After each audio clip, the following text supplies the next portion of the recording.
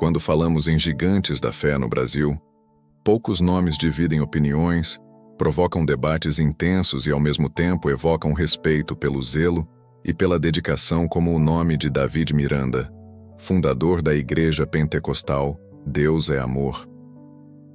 Um homem simples, sem diplomas acadêmicos, vindo das entranhas da pobreza nordestina, que ousou levantar um império religioso marcado por rigor doutrinário, proibições severas e um fervor pentecostal sem concessões ao mundo moderno.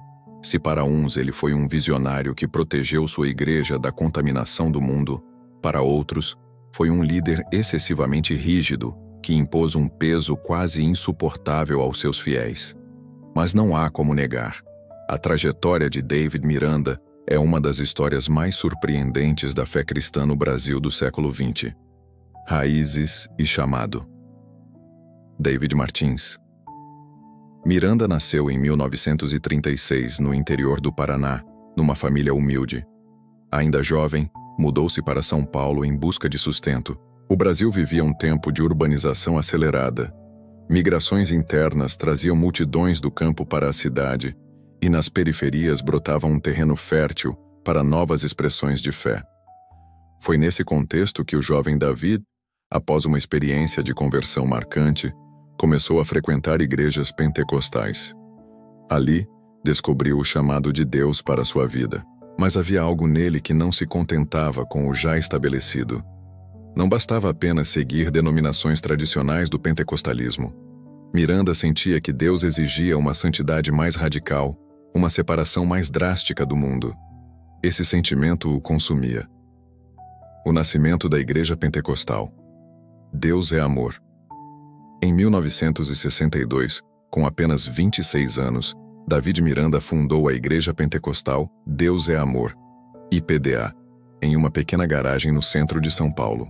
Poucos presentes, recursos quase inexistentes, mas uma chama de fé ardente. Desde o início, a marca da nova igreja foi clara: rigor absoluto. A televisão era vista como instrumento do diabo.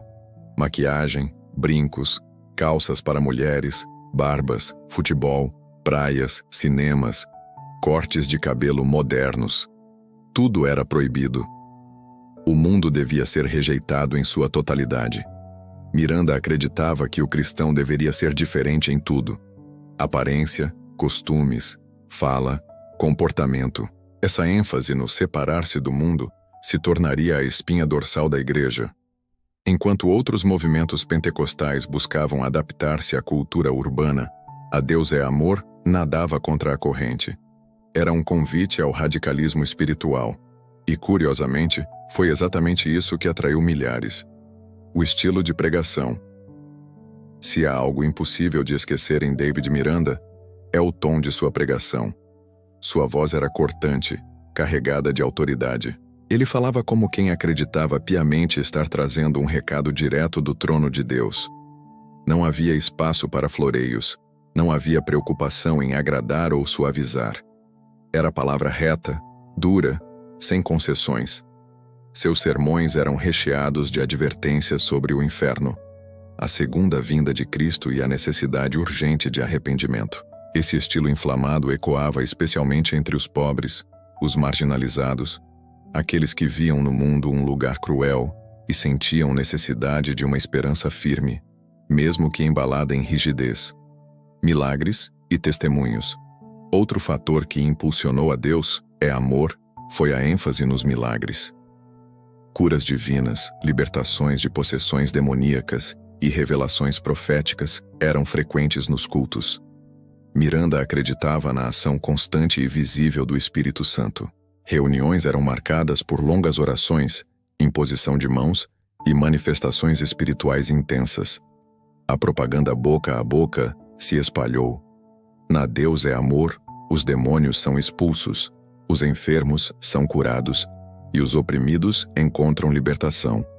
Isso atraía multidões. Com o tempo, a igreja se expandiu em São Paulo e ganhou força em todo o Brasil. Em poucos anos, milhares de templos seriam abertos em diferentes cidades. O Templo da Glória de Deus. Em 2004, Davi Miranda inaugurou um dos maiores símbolos de sua trajetória: o Templo da Glória de Deus, em São Paulo. Com capacidade para cerca de 60 mil pessoas, foi projetado para ser um marco do poder de Deus e da seriedade da denominação. Para muitos, aquele templo se tornou o orgulho da Igreja, uma prova concreta de que, mesmo com tantas críticas, a obra de Deus através de Miranda prosperava. Era também uma resposta silenciosa a todos que consideravam sua postura retrógrada ou fanática. O templo monumental gritava: Deus está conosco, e Ele confirma esta obra. A voz do rigor.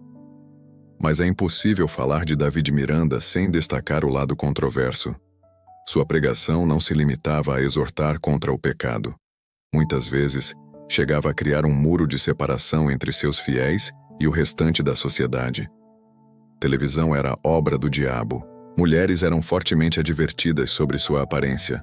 Jovens eram proibidos de se envolver com a cultura popular. Isso gerava críticas severas, inclusive dentro do próprio movimento evangélico. Ainda assim, para os seguidores fiéis, essa rigidez era vista como um escudo contra a corrupção moral do mundo. Muitos se orgulhavam de serem diferentes, de não se misturarem. Era uma identidade própria, quase como uma marca registrada. Expansão internacional. O que poucos sabem é que a IPDA não ficou restrita ao Brasil. A igreja se espalhou para dezenas de países, chegando a ter templos na América do Sul, América do Norte, Europa e até África. Isso mostrava que, apesar do estilo peculiar, havia corações em várias partes do mundo que se identificavam com a mensagem de separação, santidade e poder espiritual. Milhares de missionários foram enviados. O lema era claro: Jesus Cristo salva, cura, liberta, batiza com o Espírito Santo e em breve voltará. Legado e partida. Davi Miranda liderou a igreja até seu falecimento em 21 de fevereiro de 2015. Sua morte foi um choque para a denominação, que via nele não apenas o fundador, mas o pilar central da obra. Após sua partida, sua esposa e filhos assumiram a liderança, mantendo a mesma linha doutrinária. A igreja segue viva, embora enfrentando os desafios de um mundo cada vez mais digital, moderno e distante do radicalismo de sua visão inicial. Ainda assim, o nome de Davi Miranda permanece gravado na história do cristianismo brasileiro. O que poucos sabem. Poucos conhecem, mas Davi Miranda viveu praticamente recluso. Evitava entrevistas, raramente aparecia em público fora da igreja e mantinha uma aura de mistério em torno de sua pessoa. Sua vida era oração, jejum, dedicação quase obsessiva à obra.